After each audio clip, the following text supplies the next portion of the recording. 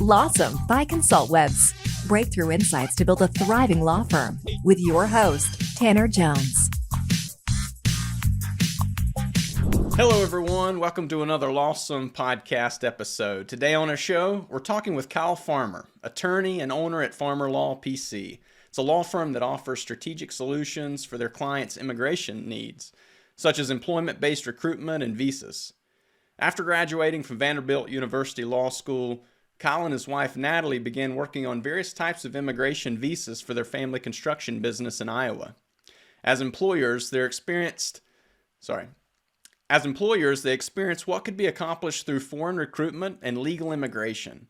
They started their own law firm, and now they have 5 attorneys with experience in a variety of visa applications. Additionally, they've defended employers against the Department of Labor and the Department of Justice. Kyle has a passion for teaching and has carried this passion throughout his legal career, teaching clients as he helps them define and understand legal pathways out of labor bottlenecks. Today's topic is the power of good customer service for legal professionals. Welcome, Kyle. Glad to have you. I appreciate you having me. Yeah, that was well done. Whenever people ask me to give an introduction to myself, it does not sound nearly that coherent. So I appreciate that. I'll probably have to cut it and put it on my website so people ask me who I am. I'm like, ask Tanner. Just ask Tanner. It was an accomplishment for me for an early Monday morning here. Kyle, I can't thank you enough for joining. You have a really unique angle from a legal perspective as well as the business background there. And your professional career has obviously allowed you to deal with a lot of different people from very different backgrounds. Even your passion for teaching has clearly helped you broaden your perspective on how to deal with different expectations from different clients. So now it's important for a law firm to have what I would say a very client-centered approach to understand their clients' expectations from the very beginning and then all the way through and fulfilling their individual needs. I know I've read that you've seen a 7x, I'll say it again, 7 times growth at your firm just over the last 2 years, which is unbelievable. So congratulations to you on that. Thank you. Thank you. What would you attribute that growth to? What would you say in that attribution that's helped support the growth? What have you also learned in these last 2 years? I would attribute the growth primarily to, our people do a really good job with our clients. And that's one thing that we preach is the way that we talk to our clients. We're very positive towards our clients, very focused on the client's outcomes. But one thing that I learned pretty early on, especially being able to work for our company, was the importance of aligning your incentives with your client's incentives. So, you really need to be looking out for your client's best interest, and that includes their financial best interest. So if there's an opportunity to do something to save your client's money, even though it's a sacrifice on your end, you make up for it in the long run. They come to trust you. They come to rely on you, and then they're not second guessing everything you do just because they think you're trying to make a quick buck. And the nice thing about that is that drives referrals, because when it's shockingly hard to find attorneys that people actually trust. So be an attorney someone can trust. It's really not that hard. It's really interesting because if you look at the grand scheme of all the law firms out there, and you're talking about good client service, the bar is pretty freaking low because lawyers are terrible with their clients. And it does take some bit of patience because, you're explaining the same thing over 100 different times, which is where the whole teaching thing, I think, has actually helped me a lot. Is I did develop a passion for that. I would teach LSAT classes and SAT classes, and I did get a passion for that. And I was teaching the same thing over and over, getting the same questions over and over. And then the fun thing is you can start anticipating those questions and answering them preemptively, and it sets up for a good client experience. But the most important thing that you can do is align your incentives with your clients, even when it's to your own detriment, and it'll end up paying off in the long run. That's solid advice. And, clearly in running your business and working with a bunch of different clients with different backgrounds, you've learned to build relationships in that communication. What if you can point to any one particular thing around the concept of relationships and building trust? I know trust was one word that stood out to me that you mentioned. What would you speak to as being that one key thing that you've learned tied to relationships in relation to customer service? Yeah, so I trust is definitely, if I were pointing to just one, it would be trust. But since I already knocked on that, and part of trust is responsiveness. Your Whenever your clients are going through something, it's stressful for them. One of the things that you can do to set yourself apart is be responsive. And if you have a firm set up standard operating procedures, established expectations with your people that says, I expect that you respond to client communications within 24 hours, or internal communications within 48 hours at the longest, something like that. And then communicate this to your clients. So your clients know this is the expectation. If I reach out to them by email, I will have something back in 24 hours. This is also something that is shockingly rare in the legal service industry, is a responsiveness to your clients. It's doing all the little things that you would do to build relationships with anyone. You just do it with your clients. And you know who's not doing it? All the other people you're competing with. It's pretty hilarious. I mean, like it's just so funny to me that we're in an industry where it's so easy to make your clients happy by doing just a whole bunch of really little stuff that you would want to. It's like if it would be kind of the same thing if you were in the medical field. If you were in the medical field, and let's say I own my own medical practice, what's one thing all doctors do that pisses everyone off? They make you wait for a long time. And so what would I do if I were a doctor? I would not let people wait long. I would make sure my calendaring is in a way, even if it sacrifices patients during the day where I have to take in fewer patients over the course of a week, you're going to make a whole lot more people way happier when they're not waiting an hour to see you than you would be if they come right in, go into the room, and then you're seeing the people. So just think through, what are the things everyone else is doing wrong that are easy to fix? Fix those things. Not that tough. That's good. And you've broken it down so simply, but yet law firms continue to struggle with that concept. I hear, I'm in the marketing business for lawyers, and we know there's power in unique value propositions. Like, what is it about your firm that's unique and that stands out to the marketplace? And how often do we overlook some of those basic needs and expectations that clients have, and the customer-centric focus on just responsiveness and setting those expectations early can be truly the remarkable standout concept with your firm that ultimately forces or encourages someone to hire you over someone else. I think it's such an important piece to not miss there. Yeah. And not just push away, because it is relatively simple. But you mentioned some processes, some things that you want to get in place, but I want to keep moving through this idea. I know the experience you've gained in managing all aspects of an immigration law practice. Obviously, it's dynamic. There are a lot of things that are changing, ongoing, and you're hearing a lot of different stories from all over the world.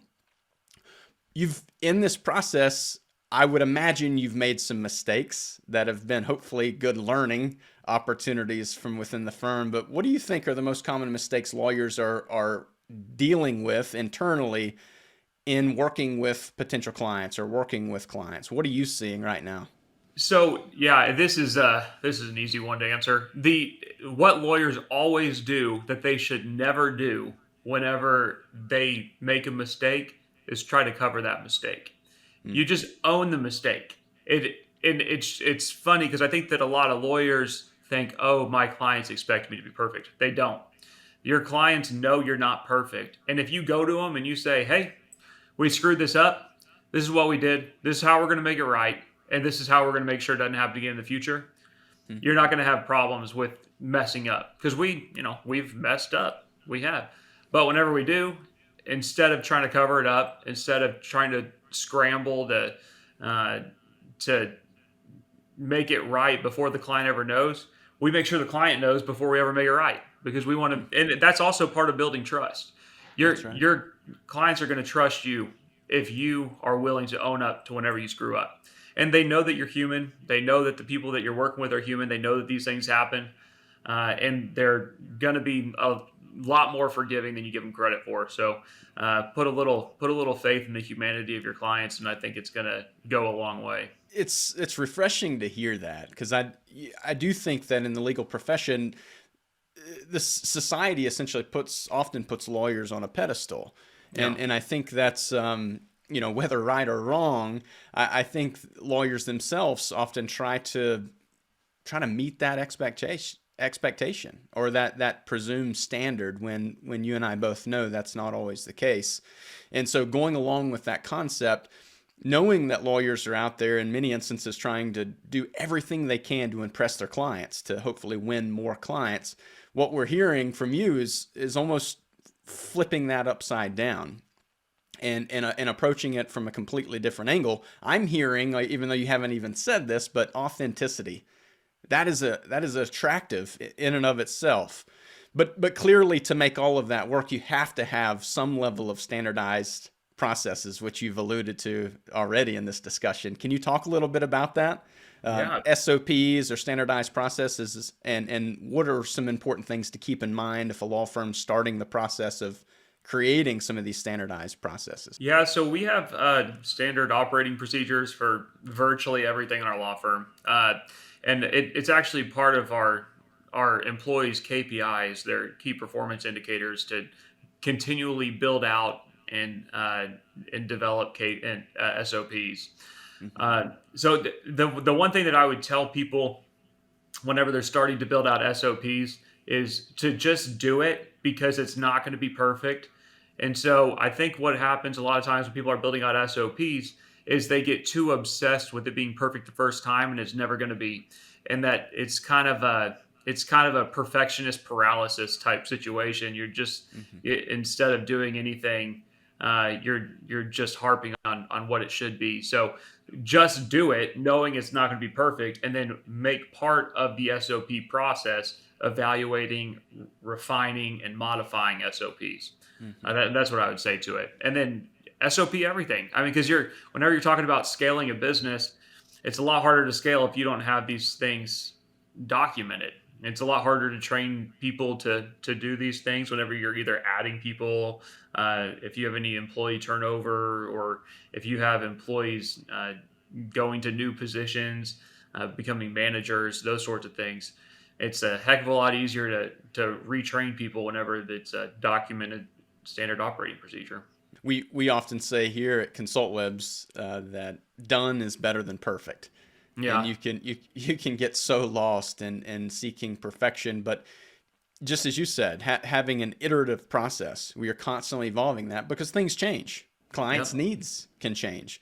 And so should the SOP or the standardized operating procedure. So I love hearing that. I think that's such an important piece to keep in mind whenever you're building it out. Some firms set this expectation in their head that it needs to be a certain way before they release it.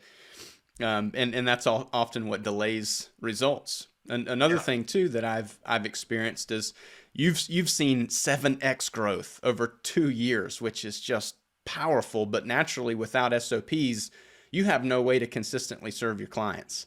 If you want a way to consistently serve your clients just as you would serve them, the SOPs are imperative. Would you agree with that?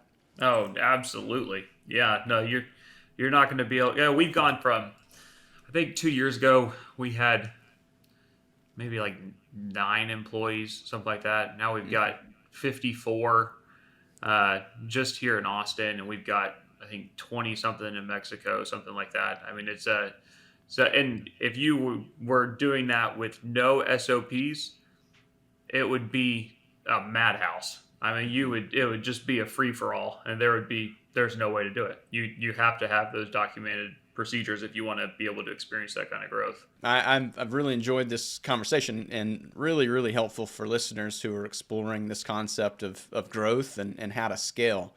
You know, you've touched on customer service and being communicative, and obviously communication is a powerful tool for growing a business. It's a critical tool.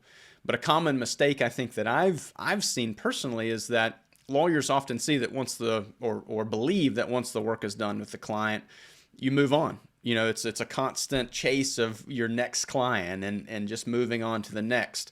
and often neglecting to ever communicate with that past client again. And Kyle, you've referenced already in the beginning of this discussion that referrals have been a lifeblood or a big part of the growth of your firm, or the reason that you've added more clients than maybe some other competitors. And clearly you've found a way to communicate with those past clients, I would assume. So can you speak to that, and what's your experience been in taking care of past clients and communicating with them ongoing? Yeah, so most of our clients are clients year after year. So we don't have a lot of past clients. But one thing that we have had is we've had clients leave and then come back to us. Mm-hmm. And, and we've had this happen a couple times, not a whole lot, but a few times we've had it happen. And whenever that does happen, I think it's important just to kind of put any ego aside and then just just treat them like they would be any other client. Now, we have had a couple past clients, and to communicate with them, what we'll do is we'll reach out once every 3 months or 6 months just to check in to see how they're doing. If it was like some small matter where they just needed help. And that's important too, because that shows that they're not just a number to you. That the relationship is actually more than just the dollars, because you're not going to reach out to them, check in, see how they're doing, see how their spouse is, see how their kids are, and then send them a bill for it. You're just reaching out to them because you actually do care. And so, which that is another thing, because that's what you're doing by doing that is you're reaffirming the relationship that they believe that you have, that you believe that you have, and you continue to drive that home, that is a legitimate thing. So that whenever their friends say, "Where should I go get my immigration paperwork done?" they're going to point them right to you, because you still have that relationship with them. It's just easy to refer your friends. It seems, or it may seem, may seem overwhelming, a daunting task to a larger firm, maybe a very busy managing attorney. Can you speak to how practical this process is? Or are you picking up the phone and dialing every day and trying to stay in touch? Or are you delegating that? How does that work internally? Yeah, it's something that's very easily delegated. You can hire someone that's just wanting. I mean, it doesn't even have to be a full-time person. It could be a part-time job where someone's just at home and they want something to do, and they've got a friendly, bubbly personality that just someone that anyone loves to talk to. And then you can just give them a script, give them an opening script of, these are the kind of things that I want you to say, and then just have a quick conversation with the people. It's not too tough, but it is still a good touch point between the client and the firm. And so, yeah, no, it's definitely not me reaching out all the time. I would never have the time for that. That's important for listeners to hear that going back to the done is better than perfect, and the SOPs, the standard operating procedures. You know how to do it. You do it once on a document and hand it to another capable team member, in some instances even more capable than you as the managing attorney in that case. Oh yeah, that's actually the goal. What you want, if you are the owner of a law firm and you're hiring people, you don't want to hire someone that's worse than you at the thing they're doing. That's the beautiful thing. It's like, I don't know if there's anything in our firm that I'm the best at doing. I don't think that that's a thing, because we've hired other people that are better at their thing than I am, which is great. And you can do the exact same thing when it comes to client outreach. That's it. And that's how you reach 7X growth. Is being able to hand it to competent players, letting them run with it. I love that. Thank you for that, Kyle. So as we conclude or kind of wrap up this discussion, I'd like to take the direction more into your professional experiences. Can you speak to any obstacles that you've dealt with in managing a relationship-based or relationship-driven law firm, and how have you dealt with those obstacles? There's always the potential difficult client. The client that doesn't care to have a relationship with you. I think that it's one thing that law firms need to do more of too, is to not just take work because it's work. You need to make sure to actually constantly evaluate your clients to make sure that's the type of relationship that you want. because there are toxic clients. Toxic clients create toxicity with your employees. Toxicity with your employees impacts the entire firm. And so it doesn't take a lot of toxic clients to really impact the culture of your firm. So that's one thing that I would do, is constantly evaluate, is this a good client for me? You don't just leave it up to the client to evaluate, is this a good law firm for me? It's a two-way street. You are free to fire your clients just as your clients are free to fire you. And that's a very powerful tool, because if you're contributing value to the level that you should be, they will want you to continue to be their attorney. Mm-hmm. And so there is a lot of strength there. Now, that's always, of course, not the goal. The goal is to have great relationships with great clients, which is 99% of ours. But every once in a while, you just get a tough one, one that you can't crack that shell, and they don't want that same kind of relationship-driven approach that you want. And so the reality is, it's not a good client. Move on. Have you found that decision gets easier with time, or is it still a struggle? I think that it's not really that hard in terms of saying like, I don't want this. The hard part, I guess the concerning part, is the fear that they're going to go somewhere else, and they're going to go to one of your competitors. But you can't let that hold you back. I mean, there's plenty of legal work out there for everyone, and your competitors need work too. So you might as well send them the clients that you don't want. That's a challenge for any business owner, right? Is to turn away business. It's often you as a business owner, you build it from the ground floor in most instances, and in certain instances you've taken business that you don't necessarily want because you have to, or you feel the need to do. So there's this transformational process, I believe, for business owners and managing attorneys when they get to that point.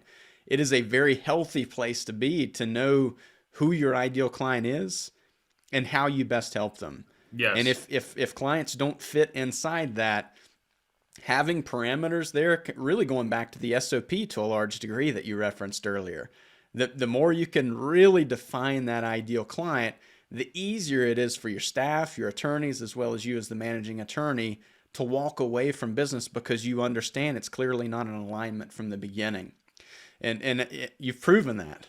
Yeah, the point you just brought up, I think, is worth reiterating, because I don't think people they think about this, but they don't actually do anything with it. Is what does my ideal client look like? And whenever I talk to other lawyers about that, other people that are starting their firm, I'm not telling them to just conceptualize it. Write it down, reference it all the time, because that's extremely important for your growth. And it's going to be scary, because whenever you're a small firm and you're a couple $100,000 a year firm, and you're turning away a client, that is a terrifying proposition, because you don't know when the next one's going to come in. Mm-hmm. And so, maybe you take work that you don't want to early on, and maybe that is a privilege of getting to be a bigger and bigger firm. But always have your eye on who that ideal client is, because it's going to have a huge impact on you. It's going to have a big impact on your referrals. It's going to have a big impact on your, and let me actually explain why it has a big impact on referrals. Let's say that you have a client and you don't like that client. And then I go to you and I say, the best way to drive referrals, establish a relationship and frequently communicate with that person. Are you going to want to go and talk to the person you don't like? Of course not. You're going to want to go and talk to the person you do like. And that's exactly what drives growth, because if it's easy for you to talk to your clients because you actually like them, mm-hmm. It makes it a lot easier for them to refer you, because they will like you too. That's just how it goes. Do you have any wrap-up thoughts on this conversation? Yeah, no, I think that we hit the big ones. The big ones that I always try to talk to people about and these are things that we drive home in ours, are communication and responsiveness. Those are communication, responsiveness, honesty. And I will say one more thing about driving referrals through authenticity and honest integrity, even as a small firm. So small firms can also get a tremendous amount of value in turning away cases because it's not in the client's best interest. The trick there is to properly communicate that to the client. So tell the client, so for my example, say a client comes to me and they want to file some sort of immigration paperwork, and it's not a good program for them. For whatever reason, they don't meet the regulatory standards or whatever it may be. I've gotten a lot of referrals from clients that I never took on because I told them, don't file this. You're going to be wasting your money. It's not good for you. I mean, I could take your money and I could do it. It's going to fail. And I know that going into it. And so you have an obligation as an attorney to just say, this isn't right for you. And this is why. And I'm sorry about that. But one thing that you can do is stay in contact with those people and just check in with them, even though they're not your clients, because what they are is their potential referral sources. And so that would be the last thing that I would leave off there. If our listeners have not gone through that process, while it may feel weird, that is where relationships are formed. When someone's knocking on your door and you can be honest with them and say, listen, we're not the right fit. We're not going to help you reach your goals. But here are some potential steps you can take, or here's what you can do. That is where you create lifetime referral sources and lifetime friendships. I think that's such an important piece to hit on, Kyle, and I'm glad you mentioned that. Yeah, well, I appreciate it. What's the best way for listeners to contact you? So they can call us. Our phone number is 512-894-2128. They could always email me too. My email is just kyle@farmerlawpc.com. Or if they weren't getting a hold of me, they could also email our office at intake@farmerlawpc.com. Our intake team gets all that. So excellent. And you can also check out Farmer Law PC online at farmerlawpc.com. Kyle, thanks again. Pleasure meeting you. Yeah, it was great to meet you too. Thanks, Tanner. LAWsome by ConsultWebs with Tanner Jones. For show notes, links, and info, go to consultwebs.com/podcast. Be sure to subscribe and leave us a review. Watch for the next LAWsome episode to discover more breakthrough insights to build a thriving law firm.